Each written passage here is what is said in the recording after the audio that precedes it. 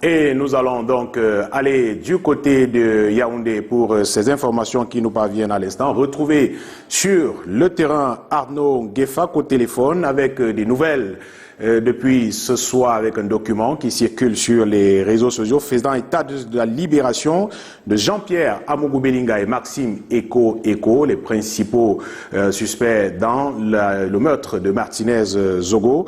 Rendons-nous à Yaoundé, on fait signe que Arnaud Gueffak est au bout du fil. Bonsoir Arnaud, qu'en est-il exactement ?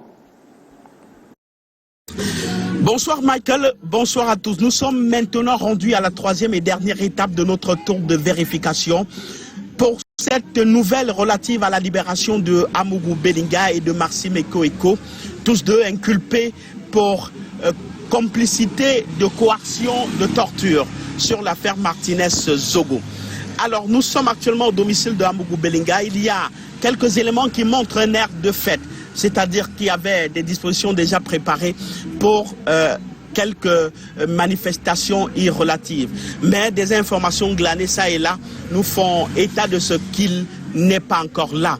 Alors nous étions au tribunal militaire et pour ce qui est des documents qui circulent sur les réseaux sociaux, il y a l'ordre de mise en liberté signé du juge Sikati Kamwo qui a été estampillé par le chef de division de la communication comme un fake. Nous n'avons pas pu effectivement vérifier de l'authenticité de ce document. Par contre, le procès verbal de notification pour l'ordonnance au conseil, nous avons pu vérifier qu'effectivement c'est un document authentique parce que nous avons discuté avec des avocats qui disent effectivement avoir déchargé le document au greffe du tribunal militaire et le document est d'ailleurs signé du greffier d'instruction Jean-Didier Nkwa. Donc que ce soit le document qui concerne Amougou Belinga, c'est-à-dire le procès verbal de notification de l'ordonnance au conseil ou qui concerne Maxime Eko, nous avons pu établir l'authenticité de ces documents-là. Maintenant, le document fétiche qui bloquerait leur sortie de prison, c'est la levée d'écrou. Mais au niveau du tribunal militaire, tout semble déjà acté pour leur mise en liberté provisoire. Mais la levée de croc, c'est le document fétiche qui manque parce que, effectivement, de ce qui circule sur les réseaux sociaux, c'est ce qui manque. Nous sommes toujours au domicile de Amougou Belinga. Nous restons vifs et attentifs pour vous informer de la suite.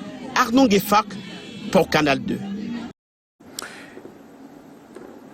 Rappelons effectivement que ça va bientôt faire 1 an que la dépouille tuméfiée de l'ex-chef de chaîne de radio Amplitude FM Martinez Zogo a été retrouvée dans la banlieue de Yaoundé. Et puis le corps gît toujours à la morgue de l'hôpital central de Yaoundé. Le flou continue de planer sur les auteurs de son assassinat. Nous y reviendrons forcément dans les prochaines éditions d'information. Merci à vous de nous avoir suivis. Passez une excellente soirée, un très bon week-end sur notre antenne.